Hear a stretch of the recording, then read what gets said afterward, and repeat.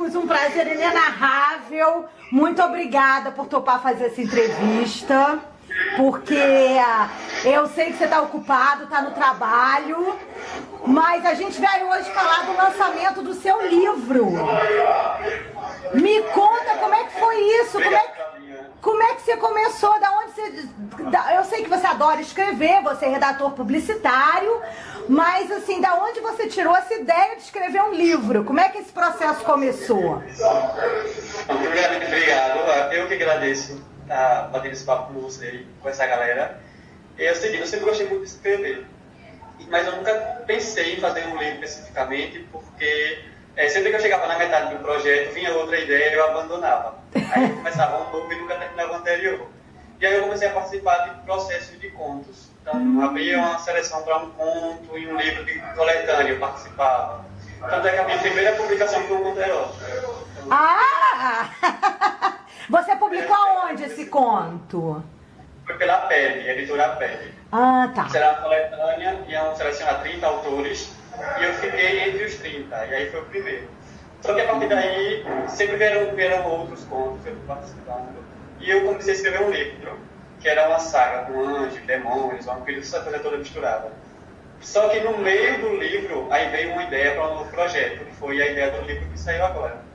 Só que eu já tinha prometido para mim mesmo que eu não ia abandonar mais nenhum projeto. Quando começasse um livro, eu ia terminar ele. E aí no meio dessa saga veio a ideia do novo livro. Eu disse, não acredito que eu vou fazer isso de novo.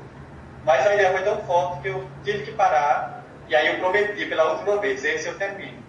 E aí veio a ideia toda na cabeça, porque eu já tive uma experiência com uma pessoa deficiente visual, e quando a ideia veio, não teve como deixar para lá. E aí o livro nasceu, eu peguei ele, realmente eu fui do início ao fim, terminei o projeto, ficou lindo, e agora vai ser publicado. Foi publicado. Foi publicado. Agora você falou da deficiência, então a gente conta um pouquinho da história pra gente. Eu sei que é uma moça cega que se apaixona por uma rapaz. É um romance, é uma história de amor, não é verdade? Um rapaz que ela nunca imaginava que ela fosse se apaixonar. Enfim, mas conta, você falou que teve a experiência com uma pessoa cega, e daí surgiu a ideia. Mas por que o romance? Você gosta desse gênero? Primeiro conta um pouquinho pra gente como é que é o livro. Conta rapidamente como é que é o livro. Pronto, o livro é o seguinte, Estrelas Cadentes Não Dizem Adeus é o nome do livro. Eu comecei pelo título porque, como eu sou publicitário, uma das primeiras coisas que a gente aprende na faculdade é que o título é muito importante para chamar a atenção. Então, se eu ia fazer um livro, eu queria um título que chamasse a atenção e que despertasse algum tipo de curiosidade. Daí, a primeira ideia foi justamente essa, chamar a atenção de alguma forma. E segundo, vieram os personagens. Então, eu nunca pensei em fazer um romance especificamente, porque eu gostava muito do gênero de ficção, aquela coisa muito fantasiosa e tudo mais. Mas quando veio essa ideia de fazer um romance em si, eu queria fazer alguma coisa diferente. E aí veio, de uma hora para outra, a lembrança de uma professora que eu tive, que era deficiente visual. E aí nasceu a Clara, que inicialmente a personagem se chamava Clara, e o médico. Só que eu não gostei do nome da personagem. Não! Aí, depois surgiu Emily, porque eu imaginei, Clara, uma cega chamada Clara. E foi uma coisa muito clichê. Verdade. A Emily é uma professora de história, ela tem 23 anos e ela é completamente independente. E apesar de morar com os pais, que é normal para qualquer jovem, mas ela é independente, ela tem o trabalho dela, ela tem a vida dela. Ela não fica se lamentando por ser deficiente. Então, ninguém espera que vai ser aquele romance onde a mocinha indefesa, chorosa pelos cantos, não é. Ela é muito de bem com a vida. E por ser tão de bem com a vida assim, ela, como todo mundo, tem também seus preconceitos. Mesmo sendo tipo de preconceito. Então, essa é uma coisa bem interessante do livro, que ela mostra que todo mundo tem um pouquinho de preconceito, por menor que seja. E entre os preconceitos dela está o de não se envolver com ninguém mais jovem do que ela. Porque na cabeça da Emily, todos os homens são imaturos. E se o homem por si só já é imaturo, imagina um homem mais jovem do que ela. Faz sentido. Além disso, ela não gosta de um homem que usa brinco. Ela é cega. Ela não vai ver que o cara usa brinco, mas ela não gosta disso. Mas tem o tato, né? Ela vai perceber naturalmente, né? Ela acha que brinco foi feito pra mulher e que homem não tem que usar. Que tatuagem é coisa de índio e não tem por que homem estar se tatuando. Entendi. Eu sou contra isso. Eu não tenho tatuagem, mas eu tenho vontade de fazer uma, mas é o pensamento dela, né? Só que aí ela conhece o médium, que tipo, a princípio é um cara muito bacana, ela gosta dele e tudo mais, mas de cara ela já descobre que ele tem 21 anos, ela tem 23. Okay. 2 anos não é uma diferença tão grande, mas para quem tem algum tipo de preconceito, ela acha isso um absurdo e ela nunca vai se envolver com alguém de 21 anos. Interessante. Depois ela descobre que ele tem uma tatuagem que toma todo o braço, que ele tem brinco, ele não trabalha porque ele acabou de se mudar para a cidade, ele é motoqueiro. Ele é o oposto dela, enquanto ela é uma menina que trabalha, que é dedicada, que tem um projeto de vida, ele é alguém que está só curtindo. E ela não quer isso para ele. E aí começa todo o procedimento da história, porque ele se encanta por ela, que ela é uma menina completamente encantadora, e aí ele tem que fazer de tudo para conquistar, só que ele tem muitas pedras no caminho, porque ela é cega. E como é que ele vai conquistar uma cega se ele não pode usar a principal beleza dele, já que ele é muito bonito? Legal, que aí mostra a perspectiva dele também, que a beleza não é tudo, né? Para conquistar alguém, né? É um outro ponto importante. Ele vai ter que usar outros métodos para conseguir conquistar ela. E aí vem o desenrolar do livro. Ela tentando não cair na lábia dele e ele tentando conquistar ela de todas as formas.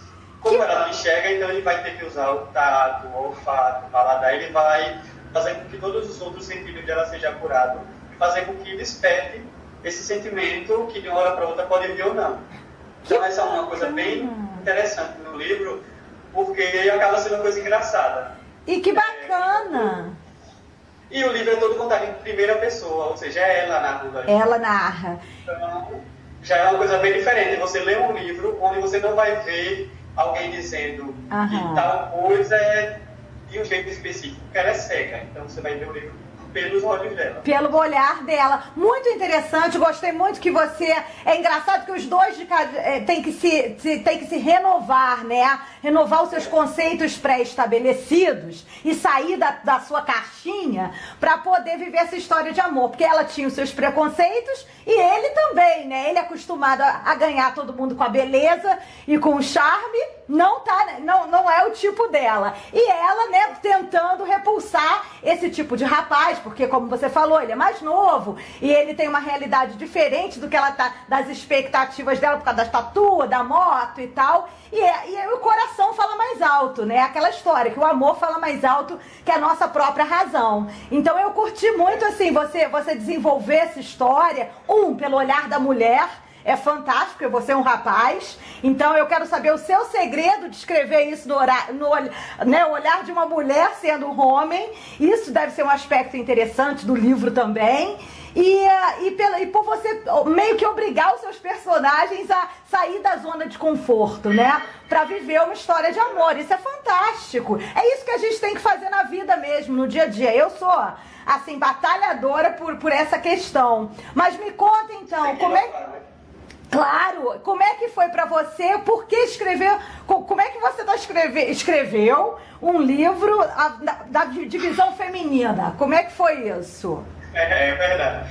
De cara é meio complicado, assim, porque além de ter toda aquela formação de ser uma mulher, uma personagem feminina, tem que ter todo o pensamento dela, a forma dela ver, imaginar, ver entre aspas, né? Dela agir. Mas tem os sentimentos dela, porque por mais que um homem diga que tem uma mulher, ele nunca vai entender ela completamente. Mas quem é as próprias mulheres conseguem se entender completamente. Verdade. Tem uma coisa bem interessante quando a gente está escrevendo, que é como se baixasse uma entidade. Às vezes eu voltava para ler o livro e eu não entendia o que é que eu tinha escrito, porque parecia que outra pessoa tinha escrito aquilo. E às vezes eu estava gargalhada com as histórias que estavam acontecendo com a própria personagem, porque eu achava aquilo muito mágico para ter saído da minha cabeça. Só que a gente tira muita coisa do cotidiano. Então, claro. Eu tenho irmãs, aí tem tias, amigas. Então, a gente tem um estudo um pouco de tudo que está acontecendo, de tudo que elas passam, e a gente acaba adquirindo um certo conhecimento de mundo. Claro, então você se inspirou nas mulheres poderosas da sua vida para escrever a Emily. Então, a primeira inspiração, basicamente, é essa professora que eu tive. Entendi. Porque, apesar da Emily, eu não digo que a Emily se parece com ninguém especificamente, porque ela tem um jeito muito próprio dela. Mas essa professora ensinou muito. Então, ela chegava na escola, ela dava aula pra gente, ela não enxergava basicamente nada. E o jeito dela trabalhar com a gente era muito especial. Só que daí a gente acaba pegando um pouquinho de cada mulher que a gente conheceu e transferindo essa personalidade para essa personagem em questão. Claro. Porque todas as mulheres devem ter alguma coisa em comum. Tem. E todas também têm muitas coisas diferentes. E a Emily em si, ela trabalha muito com isso. Ela tem a própria personalidade dela, mas apesar dela ser cega, muita gente vai conseguir se identificar com a forma dela pensar, com a forma dela agir. Então vai ser uma coisa bem bacana de se trabalhar, de se vivenciar, e que eu tive que absorver de todo mundo que me cercava um pouquinho para tentar entender esse universo. Que barato! E não deve ser fácil para você, porque você tem filhos, você tem a sua família, você tem o seu trabalho, arrumar um tempo de escrever. Mas se esse era o seu sonho, eu imagino que você tenha feito vários sacrifícios para realizar esse sonho, para escrever esse livro, porque a vida é assim, né? Feita de sacrifícios. E você é um bom exemplo disso. Eu acho fantástico pessoas jovens como você não se deixarem levar, assim, lutarem para conseguir conquistar esse sonho. E você lê muito? Você se inspirou em algum escritor em especial? Eu gosto de ler muito, eu leio bastante. A princípio, não dá para falar de leitura sem citar Harry Potter. Foi a história que me puxou e que me fez realmente ter amor à leitura. Eu sempre gostei muito de escrever, desde pequeno. Mas eu não era tão vidrado em leitura especificamente. Eu pegava um caderno da escola, inventava uma historinha ou outra, levava para a professora. Mas de Harry Potter para cá, tudo mudou. Que bom. Então, por exemplo, eu gosto, primeiramente, J.K. é mágica. Ela é vida. Da literatura, ela é a minha referência inicial. Apesar de não escrever como ela, né, mas ela é uma referência para mim por tudo que ela batalhou, ela foi recordada por mais de 10 editores. Então, eu já comecei a ter essa referência daí.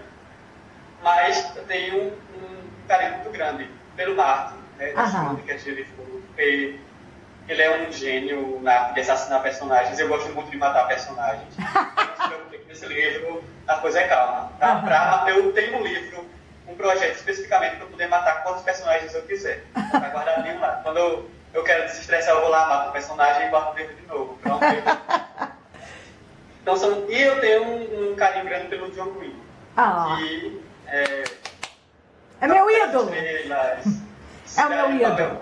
O cara é gênio. O John Green é uma das pessoas mais sensíveis que eu já tive a oportunidade, um dos escritores mais sensíveis que eu já tive a oportunidade de ler na minha vida, uma das pessoas mais humildes que eu já tive a oportunidade de conhecer na minha vida, e assim, um dos autores, homens, né, que como você falam brilhantemente de mulheres, porque todas as estrelas dos livros dele são as meninas, né?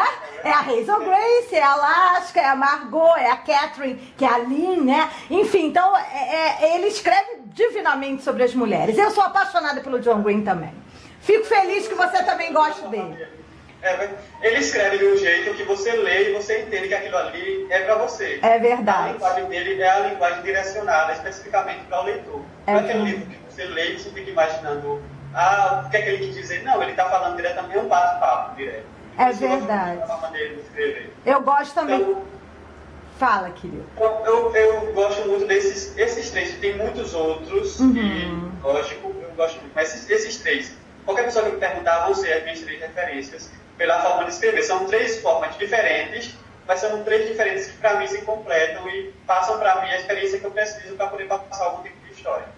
É sensacional. Que é fantástico. E vem cá, como é que foi o processo para você? Você tinha ideia, né? Você começou a escrever o seu livro animadamente. Agora, o mais difícil é ter um livro publicado, né? Isso é um processo complicado. Conseguir que um editor leia o seu material já é uma coisa, já é um presente divino, né? Uma bênção. E como é que foi esse processo para você? Você bateu de porta em porta? Você conhecia alguém? Como é que você conseguiu publicar esse material fantástico?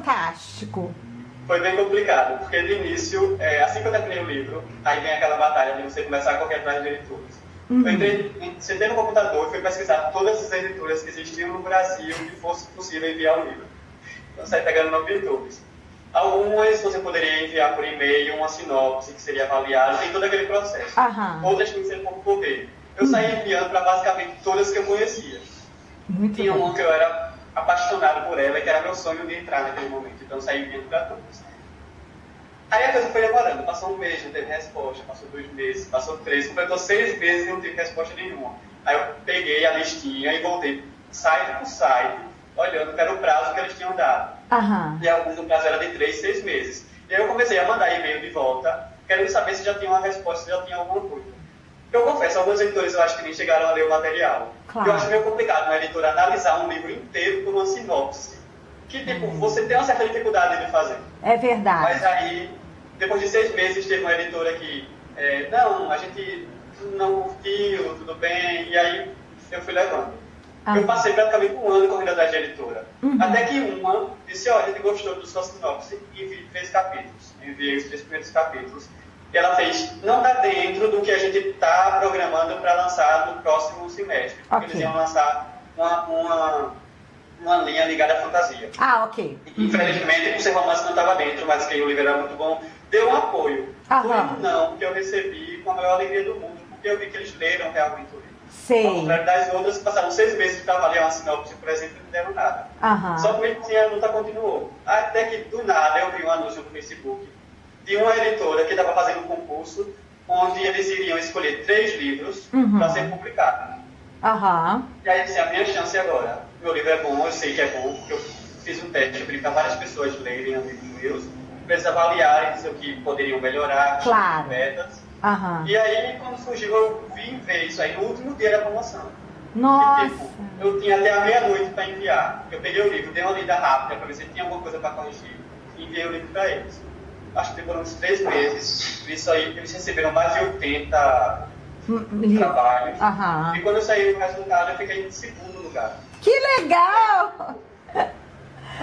Pra mim, foi uma demora que valeu a pena, porque não foi escolha aleatória, foi um concurso, eu competi com muita gente, claro. Deu um estilo diferente. Claro. Então, foi bem mais especial até, eu acho. Veio na hora certa.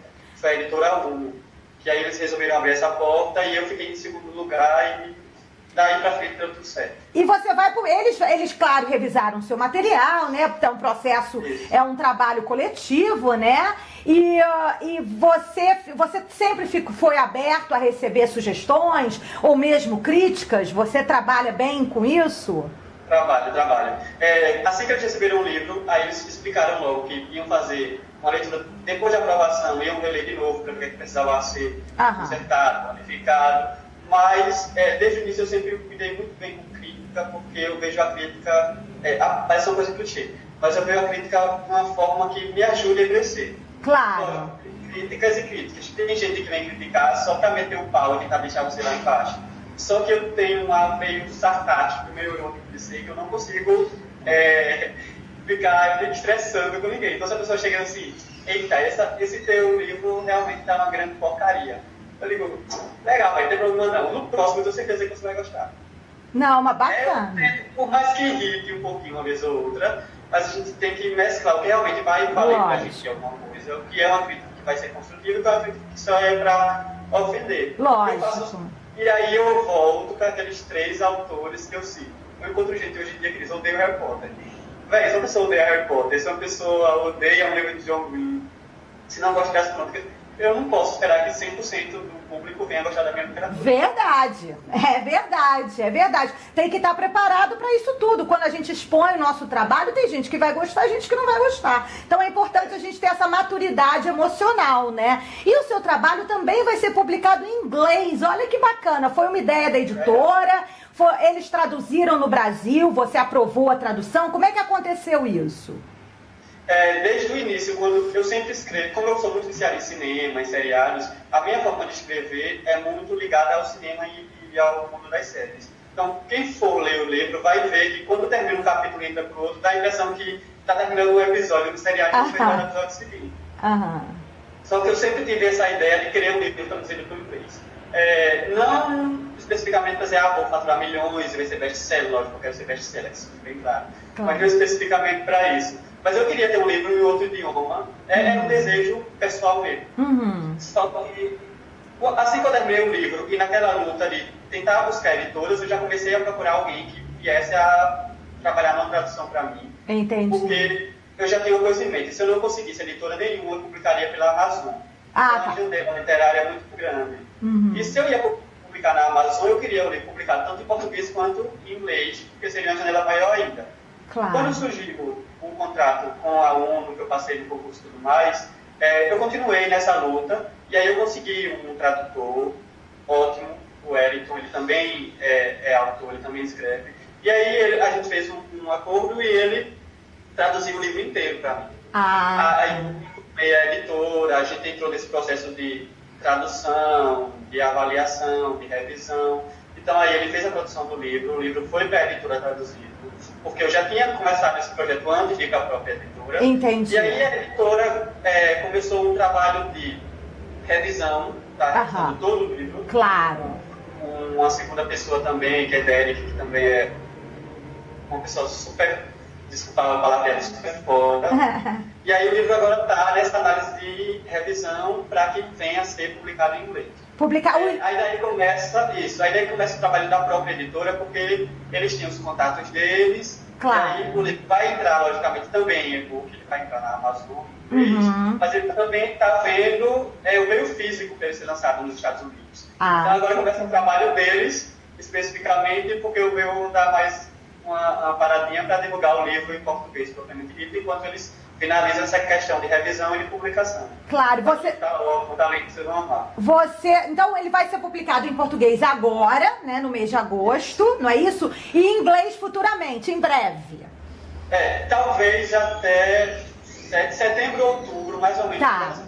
Publicado em inglês. Esse mês é o mês da revisão final dele, porque a gente sabe que o inglês é uma língua muito cheia de detalhes, então a revisão está sempre com muito cuidado, com muita calma, para que ele realmente fique perfeito do jeito que a gente quer. Já que a gente passou praticamente 1 ano, 2 anos trabalhando nesse livro, então quando ele for ser apresentado para o público, ele tem que ir da maneira perfeita, da melhor maneira que a gente puder. Perfeito. Então ele está sempre trabalhando nessa revisão. Até o final do mês ele deve ficar pronto, a gente já está divulgando a capa em inglês e tudo mais. No mês que vem, no máximo no mês seguinte, ele já deve estar sendo publicado. E você agora você vai fazer algum tour, vai viajar para divulgar o seu livro no Brasil? Tem algum projeto especial? A gente estava se programando agora para ir para a Bienal, em São Paulo. Só que como ficou muito em cima, o livro foi publicado agora no final de julho, dia 31 de julho, para início de agosto. Como ficou muito em cima, não deu para eu programar. Porque eu tenho faculdade, esse é o meu último período, então tenho um TCC para fazer. Tem todo um processo aí que ficou realmente complicado para se programar. Então, inicialmente, a gente está trabalhando com os lançamentos regionais, então vai ter aqui em Pernambuco, depois a gente vai ter aqui em Alagoas. A gente está vendo os estados para estar fazendo esse trabalho de divulgação. Já tem, agora em agosto, a gente está fazendo em Caruaru, em Recife. Legal. A gente está indo para Maceió. Então, a gente está vendo essa agenda. A gente vai estar fazendo esse tour pelos locais, apresentando o trabalho, fazendo encontro com o público e tudo mais, enquanto a gente trabalha especificamente em alguma coisa maior, em participar de eventos. O máximo que a gente fazer, a gente vai estar fazendo. Ai, que ótimo, você avisa a gente, porque aí eu divulgo pra galera, pros leitores do Hollywood aqui, dessas cidades, pra terem a oportunidade de conhecer e ler o livro, porque eu acho leitura uma coisa tão especial, tão importante, ainda mais vindo de uma pessoa jovem que batalhou, né? Legal o seu exemplo, que você batalhou pra conquistar isso, ainda tá batalhando e vai ter um livro lançado internacionalmente, isso que é glamour, né? Pra mim, e pro Hollywood aqui, é uma honra ter um autor jovem brasileiro, um escritor jovem brasileiro aqui nas prateleiras de LA em breve, entendeu? Então, assim, isso é muito importante, é muito especial. Mas me conta, qual é o seu novo projeto? Já tem uma outra ideia de livro? Já está programando escrever alguma outra coisa em breve? Já. Eu já tenho aquela saga que eu tinha falado, eu terminei esse livro, eu voltei para ela e finalizei, então ela já está finalizada. Daí eu tenho já um segundo livro em projeto, que aí eu só estou esperando baixar essa folha agora do lançamento, para eu voltar a escrever ele, porque eu já tenho um projeto com a editora para publicar esse segundo livro. Que bacana! Então eu já tenho que correr com ele, porque ano que vem a gente vai ter que já estar lançando esse livro novo. E como a editora gostou muito do livro, a repercussão dele e a aceitação do público foi muito boa, então as pessoas mal receberam o primeiro livro, porque ele já fez uma divulgação muito grande. Então lá o Estrelas já chegou para o público e a repercussão está sendo tão grande que a gente já está sendo cobrado por aí que vai ter um livro novo. Que bárbaro! Eu já estou com um projeto inicial, já comecei, né? Mas agora eu dei uma paradinha para poder Claro, se dedicar ao lançamento. Isso. Pra voltar com tudo. Ele. Depois eu volto pra vocês e passo mais um pouquinho de Com certeza. Mas esse livro, O Estrelas, qual é mais ou menos o público? O que você acha? Vai agradar mais as meninas, os meninos? Qual é a idade? É mais adolescente ou não importa?